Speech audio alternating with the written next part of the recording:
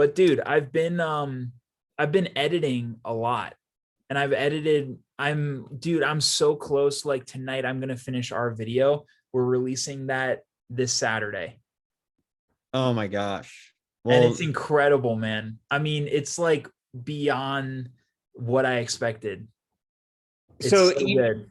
even after like the shoot and everything surpassed your expectations, now the edit has even surpassed those. The Stay. edit, bro. The edit. It all came together and it couldn't be better.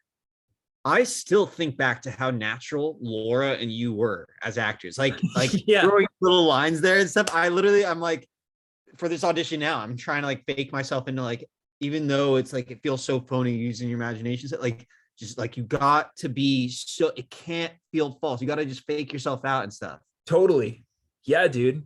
And all three of us were feeding off of each other because we were Yeah. all just so natural. And like when I saw Laura like that, I would just like kick It myself into gear. up it ups your game. I know, and she had one of the first lines. So Yeah, once she was like really kicked into gear, it kind of was like, oh, whoa, all right, I can't fake it here or like put anything on as much, which I love. That inspires you. mm, Whereas like when you're doing a self tape, especially if you're doing it to like not a person, it starts to feel so like robotic and stuff, and you're doing it so many times. You want to get into that thing of like when you're on set, like kind of just giving and taking and like just trying to get into the real moments and stuff, and whether they're real for the character or the story, at least it feels like a charge, a spice. yeah. How do you get yourself into that mindset when you're not working with someone? Good question, man. It's funny, I have a bunch of little tools. Sometimes the first thing I do is like after memorizing my lines as well as I can, I start to like personalize it. I start to think like, oh, how would it be like if I was talking to like a girl I liked in this scene, or like going into this like high stakes situation if I'm really talking to these people. Then I start thinking about like, well, what movie is that kind of like, or where have Mhm. I seen that in real life, and can I kind of channel that a little bit? And then I tell myself the Hugh Grant thing of like literally. So now I'm trying like all these different things in separate takes. I'm saying like, all right, like maybe try this, and I literally try to like just work off the other person, like blank my mind until they do anything, and then just try to be really real. But then also like, what would the character actually be thinking going into this moment? In this scene today, I'm supposed to be on the phone with my girlfriend, and I'm trying to get her to get on this plane to come see me in Nashville, and she's like trepidatious. She doesn't really want to come, and I'm just like, so going into that, you kind of, I tell myself I'm really trying to like be confident and inspire her in a way that feels like I'm in control, and I just it's just I try to channel that, and I try to Yeah. let it all go. And the biggest thing for me in acting I'm seeing lately more and more, and all the pros are really good at this, are more than just the lines being perfect. It just has to have the overall vibe of what that vision is going for. Mhm. So like, what do those typical conversations sound like, feel like? I have to mimic that sound and feel somehow. Right. So sometimes it's not an official tool. I literally just try to like mimic the feeling of it and then try to make it as real as possible, if that makes sense. It does. I would have more difficulty with a character that's way different from me because going into a shoot like that, it may be, I mean, who knows? I haven't done it Yeah, for a who while, knows? but in the shoot that we did, it was easy to click in because I was just like I'm being myself. But maybe that's the answer for any role you take on. Maybe it's just be yourself, but maybe you throw on an affectation or some kind of whatever, and that can be on the surface level, but underneath you're still just being yourself and being in the moment. I think that's part of it. I think there's a bunch of different parts of it, right? Like we're just talking about, like you just try a bunch of different stuff, and there's no definite way that you're going to do it every time or whatever. Like, oh, I'm just being myself doing it. Some people say they have one technique like that, but then they Yeah. change it up. Um, I do think a cool wake up call for me was when I did my first movie. It was a Lifetime movie, and I had a big role. I had a role that, like, whether you think it's corny or whatever, Lifetime, one of those like murder mystery, like kind of campy things. um I was in like 10 scenes or something, like a ton of different scenes, and over the course of that, you're really trying to bring to life this story. And like on day one, you come in, you do this thing, you do that. And like, obviously you've directed these types of things, so you know exactly what I'm talking about. But from an acting exercise, you start getting to the point where like you care less about the lines. And now it's like, oh, well, in this moment, look, we're about to shoot this. And I'm telling the girl like, hey, that she should, you know, try out for this type of thing in school.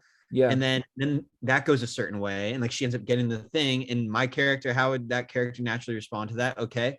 And then in the next moment, we're talking about one of the teachers is like crazy and stuff. So, and you start to connect the dots from one scene to another. And I found myself like, as long as I tried to be, you know, zone in on that feeling of like just having an idea of what already happened. And like, it's like a timeline, Right. like trying to get into that person's shoes. Yeah. And then I heard the guy from Game of Thrones, the guy that plays Jaime Lannister, who they're all really good actors, obviously. He said he does that for his character, even if he's not playing it and shooting the scene. He tries to connect their entire backstory into what he's shooting, which sounds exhausting, but like that definitely gives you specificity and like context for every little thing that every line means and stuff. Mhm. You can help it. Absolutely. Absolutely. I want to shift gears a little bit. You Sure. and I both are the heads of our own companies. I lead Burnt Mill Road. You're in Valley Mentality, a couple other ventures too. I'm curious from my end, what I've realized as a leader, it's really you and it's like you and you're up against the wall, and with you are like the people, your collaborators and everything. But really when it comes down to it, you're the person who has to put all the energy into your project that kickstarts momentum, and then that gets everyone else excited and engaged about the thing. For you, how do you come up with that kind of energy? Is it something that you think about, and are you constantly every day trying to kind of push the line in a positive direction? Well, for one, I want to start off saying that you were so great with that energy directing. Both times I've worked with you, you have everything dialed in, and you really make it easy for everyone that's just lucky to be a part of it. Thank you, bro. I appreciate that. Yeah. Yeah, no, it's so important. You know, you're like the babysitter, which like, bro, that's how it sounds funny from my standpoint, but like I'd like to be in that position as well. That's just like, it's not babysitter, but the role of the director, like you have to have everything figured out to the nth degree and then be willing to improvise, but so that everyone else can just show up and do their job. Right. And you got to do it in a way where it's like you get shit done, but you have to be able to communicate it in a way that's not like authoritarian. It's like collaborative. And I think it's pairing both of those things together that makes a good director. It's a dance. Yeah, definitely a dance. And also, it also depends on whoever you're working with too. I've been lucky enough to where, for the most part, I'd say like 90% of the time I work with great people and they're super chill and they want to get shit done. But it's like, you know, even with that last 10%, you have to kind of get their vibe and then be able to navigate around that. Totally. I have for Valley Mentality 2 partners, and I'm definitely like not only the spearhead, but like it's if it's not up to me, it's up to me whether the company is going to happen or 100%. And I've been really appreciative of just like how the last 6 months have gone with me bringing on my other buddy who's really important. And we've really turned it into something that like we're going to be so proud of. And that's taken a lot of pushing, trying things, reaching out to people, getting advice. And that has not been easy. And, you know, it's just little steps, always just creating little goals every single week. And yeah, sometimes even when you create those goals, you don't get to them. But lately, like things have slowly fallen into place. So it's just creating those goals and then trying your best and realizing that if you don't do it, no one else will most of the time. Exactly. And that's huge, dude, because for me at this stage, like I know ultimately the dream for me is to just be able to show up on a set. Everything's already figured out. They're like, okay, Jacob, you got to be here at this time, whatever. And then all I have to do is like fucking direct. That's the dream. But to get to that point, it's like you do have to do all the things that other people don't want to do in order to get to that place, you know? Yeah, hopefully the material is that exciting eventually. Yeah. I would Well, say even for me, like getting even editing, dude, I hate editing. It's like one of my least favorite things. yeah. But I also know I'm also self-aware enough that's like I gotta get this thing done or else it's never gonna get out there. And we're looking now, we're like trying to collab with someone to hopefully be brought on as like a full-time editor, which would be crazy. Then we can really like crank out projects. But for the time being, it's like you got to understand this is a position we're at. And like, I got to take on the stuff, the menial tasks that no one else wants to do. Well, for you with horror stuff, like the end result is interesting because it has so much potential to be like this fascinating, shocking thing that really makes people feel a certain way. But at the same time, it's not like directing some movies where you come out of it and you're like, oh my gosh, I'm gonna like uplift so many people or inspire so many people. I mean, who knows what you get out of it? Like it's great to get a lot of stuff out of it. What do you Yeah. think? Me in terms of like, dude, the dream for me is to be in like a packed audience and for all of them to be terrified. And what I get from that is the same thing that Jordan Peele gets from that, because he's been quoted as saying this is it's like he can get a laugh out of an audience, but when he gets like fear and shuddering from an audience, it's this feeling of like such satisfaction and power that I can't describe. That And is so wrong. I'll So say this true. though, dude, I don't do it because it like genuinely like terrifies people and it's all negativity and stuff. Some people will never understand why I'm in this genre, but for me, it's because it's like a catharsis. Like the positive that you get from it is these are emotions that you aren't like allowed to in society show. And so Uh-huh. whether you're in work and you have a shitty situation or you're in like a relationship and you can't say what you want to say, it's like you build up all this shit that you can't Love let that. out. And then when they see a horror movie, they have this targeted thing to put all their anxiety, all their stress on where they then just let it out. I love that. Yeah. Um, that's super interesting. Because that's what it's done for me, as an audience member. So I'm like, I'd love to do that for someone else. The biggest thing though is like that feeling that I got when I was a teenager, like a young teenager, Mhm. and everyone was like hyped about this horror movie that they wanted to see. It's just like Totally. getting that feeling again of excitement. I just felt that a little bit randomly. This new Batman movie, I saw it. How was The it? Goth Batman. Dude, I was a big fan. I thought it was like humbly, I think it was the best one. I thought it was even better than Christopher Nolan Wow. one. And but I also wasn't the biggest fan of the Christopher Nolan ones. Like the And I most love them. So there we go. rightfully so, rightfully so. Yes.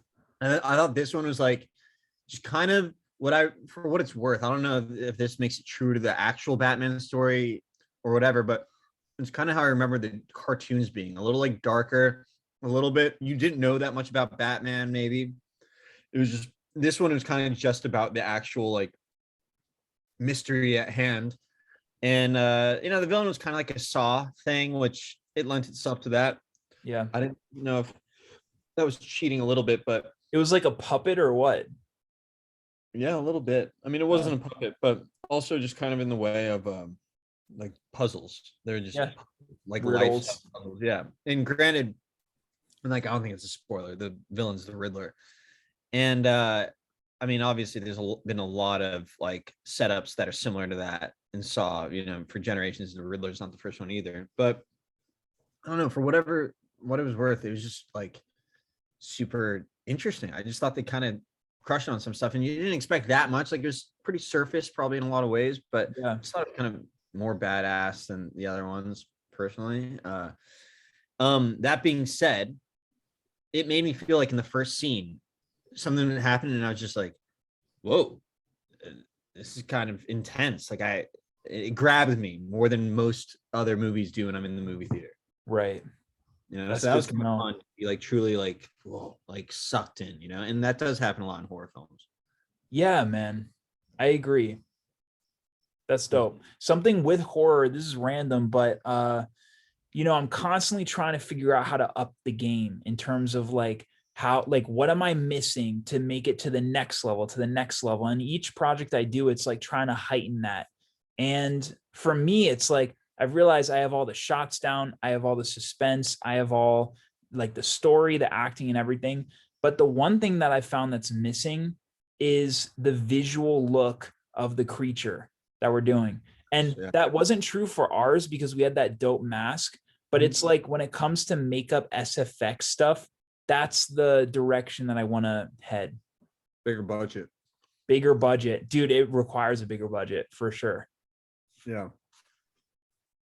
Yeah. I wonder how you're going to get to that. Dude, we'll get a bunch of views on ours and then we'll be able to afford it. Hey, there you go. Yeah. So you're releasing it probably on Saturday. Saturday morning. That's going to be exciting. Yeah, dude. It's great. Yeah.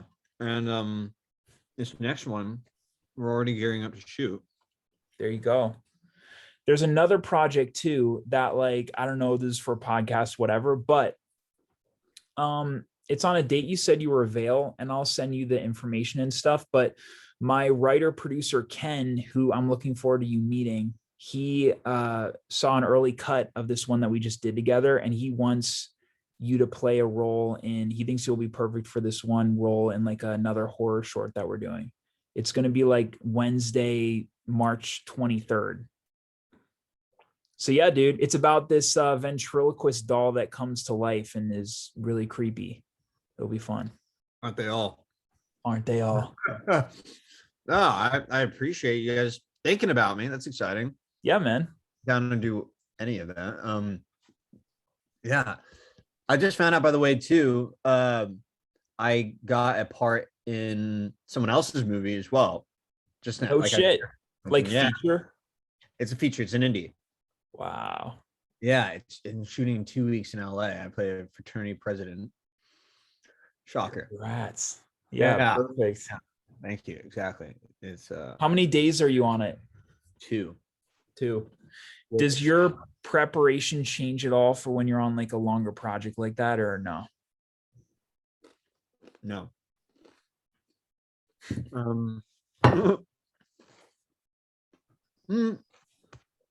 Maybe this one will work with a coach again. Yeah.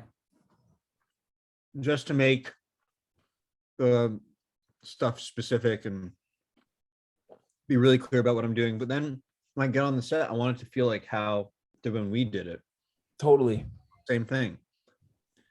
I think us doing a bunch of those camcorder shorts, it'll be a great refresher of just stripping all that shit away. And it's literally just 3 actors the whole time.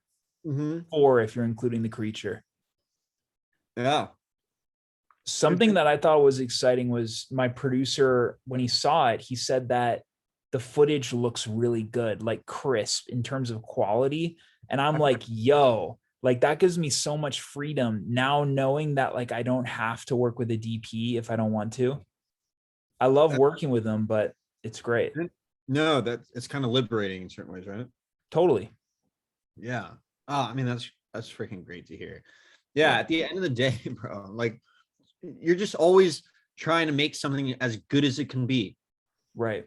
How you get there, it doesn't matter. So like all I do is I have a few of these different things that I can somehow like inspire a performance. But at the end of the day, like we're just trying to like document life.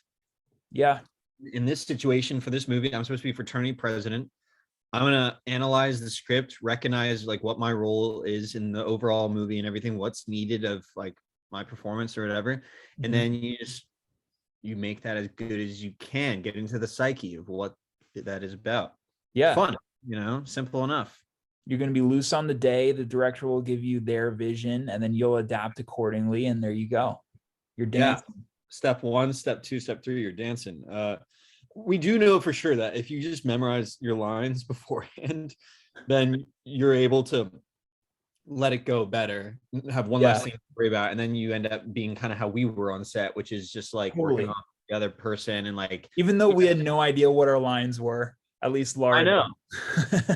It was just so clear, the bullet points of what we were trying to accomplish. Yeah. I always try to make it so that the bullet points are clear. And actually what they do on professional stuff anyway, as you know, you've done this, is you have a log line of every scene that you're gonna do. Like you look at the schedule and it says like, instead of like the whole script being there, it'll say like Jared asks Nancy out to the dance and Right. she's busy. And it's like once it's like clarified into that summary, which the director has to be so clear on anyway, Yeah, you're like, okay, that's the bullet point of it. That's what we're trying to capture. Lean totally. on that. Don't lean on like your little line here, line there, cue here, cue there. It really is so much easier than people make it out to be. It really is. Like if you memorize your lines, you show up, you're in the costume, it makes you feel a certain way. You're next to like this old car, makes you feel a different way. You're looking at this actress, you're there, you're in it, you're on a date. That's what you're doing. Like, Start thinking about the context. Okay, how can we make this feel like what was in the script and make that real? You know, they're trying to get on a date, so like, you know, does my ask your character question, you get into the imagination of it. It sounds corny because that's literally like what kids do. mhm. So yeah. Specific to, and we'll call it real soon, specific to our camcorder stuff. Uh, we it worked really well because I think if one of the actors, if the actress that we have every time is completely off book and so solid with their lines, and then we just kind of like walk around the lines, it'll create this great like loose thing while still getting the story. And I love that dynamic. I thought it worked really well. Amazing. Yeah. You're like, what the fuck is that? Are we supposed to film that? Yeah. Everything about it, dude.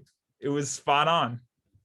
Oh, so now having seen the footage, like it was even more clear to you that it was just like kind of, it was exactly what was needed in each moment. Exactly. And it felt so natural because of that.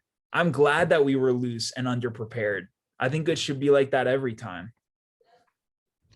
I literally, the way to remember those moments was like, I just told myself, okay, this is, I'm freaked out that the thing is in the shower. And then I'm kind of pissed that the girl says this, Laura, but actually that's kind of attractive. And like, you know, you tell yourself like little abridged versions. Right. It'll be more fun the more times we do it too, because you're always going to have your little shtick of like hitting on the girl. And we're always going to have like that same like kind of type of girl too. Like everything about this is going to be the same exact structure because it works. We're just going to fill it in. We got to get Sophia in one now. Yeah, bro. Let's do it. Texted her the other day. I'm like, you need to act, Sophia, because she was like so excited watching it too. And she's like, yeah, I'd love to get back in acting. Yeah. That should be like number 3 even. I love it. We'll make it happen. It's just so obvious that she's so creative and it would be great. Yeah, dude. I think she'd be dope. It might be cool too. Like we could even work this story around if we use that same house. Like it can be like hilarious, you know? Like, oh yeah, Laura's dead. I see what this is creating an ongoing show is we're able to get into the backstories, play around with all this crap. It's like the funnest exercise ever. Totally.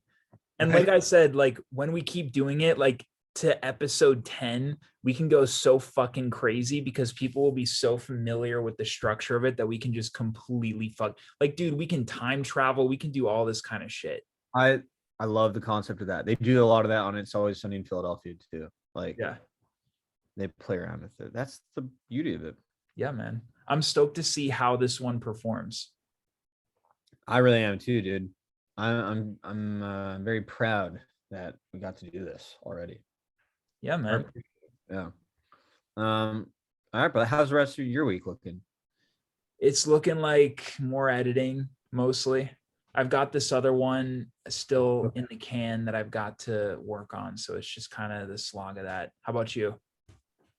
I'm good, man. I got a lot going on. Actually, I might as well say, so we made a pitch video for my British show. I want to Oh shit. Yeah. And I'm pretty proud of it. You're acting in it? Yeah, it's me and my co-writer on it having a back and forth about why we want to do this show. And there's like pictures and stuff of our time at drama school and stuff. Sick. Yeah. Have you Um, settled on a name? no, no.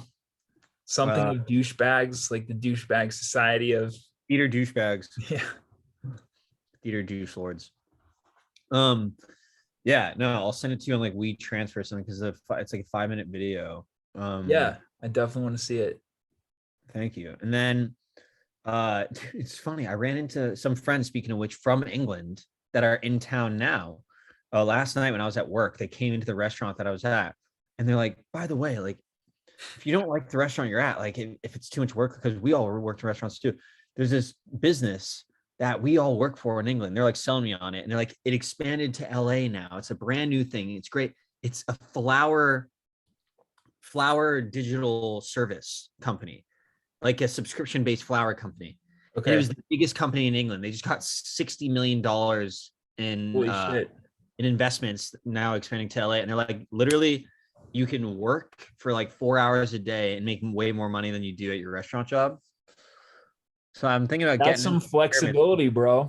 Yeah, I'm thinking about going That's to this. hilarious that they came to your place of work and were like pitching you on this idea. I don't think that was as intentional. Yeah, that, or at least me. But yes, they were, it's a restaurant, so they were like getting drinks and stuff. And Yeah. just loved eating, and they're like, oh, by the way, so like, you shouldn't have to work this hard. Yeah, You know? dude. Um, Sounds good. I mean, flexibility is the biggest thing. If you're an actor, director, whatever, it's like money and being able to flex, work remotely, all that kind of stuff is great. 100%. Yeah, bro, it's all good. I ordered little stuff. I ordered the inventory hoodies for our company, like our first launch, official launch. Oh shit. So it's Can I really sign happening. up? Yeah, I would be honored. Yeah. Large. Yeah, you got it, man. They're really nice. The company we went with to get the blanks from. Yeah. I think you were wearing one of them, I right? was. The I material was. is really, really good. Yeah, man. Thanks. It's like this canvas, thick canvas material and soft on the inside cotton. And yeah, we're super proud of the logo, super proud of the materials. We've just been talking with like one of the owners of Erewhon, and at the new shopping center where there's an Erewhon in Studio City, he said we can set up a pop-up store right in front of there and sell Valley Mentality merchandise there. No shit. That's So dope. we're gonna have like a big party, and we only got 30 hoodies this time, and we're getting 50 hats. Okay. And the hope is that we have like a big party and sell them out for friends and family. We're gonna be selling the hoodies mainly to the public for $90, but then for like friends and family, like slipping under the rug, like for like 50. Hell yeah. Yeah, if possible. I don't know. We'll work something out if Yeah, really need. yeah. Under the Yeah, table. Yeah. But like, they're expensive to get. And then after this first launch, I had to put a complete like business plan or like a financial plan going forward. And the money that we make from that, which I've already put down, we'll get, our second order of stuff. That'll be even more. And you just keep doing these drops and expand and expand. I'm excited to be on the sidelines, just watching this shit scale up. Right? Thank Yeah, you. dude. It's gonna be dope. And see how it pans out. Yeah. It's just huge. Like clothing line is one of those things where either it's massively successful or like it doesn't even, make Strike. a wave. Yeah. Yeah, certainly. But I have a good feeling about this. Thank you. Dude, it's definitely a dream. I think the material is like everything, because if people start associating with like not a bullshit product, they're going to be like, okay, these guys are legit. 100%. Yeah. And our approach to the Valley, I kind of made this clear, and it's been clear for a while. Is like, we're thinking like, how would Tarantino celebrate the Valley? Kind of how he did with South Bay LA and Jackie Brown. He kind of, he makes things badass, colorful, cheerful, funny. Yeah. And we're not just like doing a little thing about the Valley. We're making it funny, badass, like richness, colorful. And like, so we're going to really lean into like some strength there. It's going to nice. Chill. It's going to be chill. Dig it. Yeah, bro. Again, this podcast is the thing documenting all of this. It's Bro, the whole journey. Yes, it's gonna be real. Which I know these weeks lately have been going by so crazy, but Yeah. we need to did you so you posted the first one already to Buzzsprout? Yeah, I did, but I don't think it's like out there, out there. I think you have to do one Yeah. extra thing or whatever. Same Cool. with YouTube. Like it's up on YouTube, but it's an unlisted link. So we can still make it public. But yeah, if you want to hop on that, because dude, I feel like when it comes to the visual stuff, especially with everything you did for Value Mentality, you're probably Yeah. the guy. So if you find something on Fiverr or whatever that works, Oh, right, right. The let's do logo. it. Yeah, yeah. Yeah. Yeah. We We will. can get these out there. Yeah, I'm gonna try to make that happen this week. Yeah, this is gonna be fantastic. Yeah, we got like 12 saved up. So we're ready to go. At least feels like 36 by now. Yeah, for real. Yeah, brother. All right, my man. Wish me luck with this last Dude, Celtic. good luck, bro. Thank you, I'm man. also going to send you the script probably tomorrow of that second Amazing. short. I appreciate it, brother. Always working, always cranking. Let's go. Yeah, dude, it's great working with you. You're so on top of like getting stuff done. You too, man. Again, it's that energy thing. It's like we just feed off of each other. It's good. It's true. It's not that common. Yeah. All right, man. Good All right, luck. bud. We'll talk Thank you. soon. Sounds good.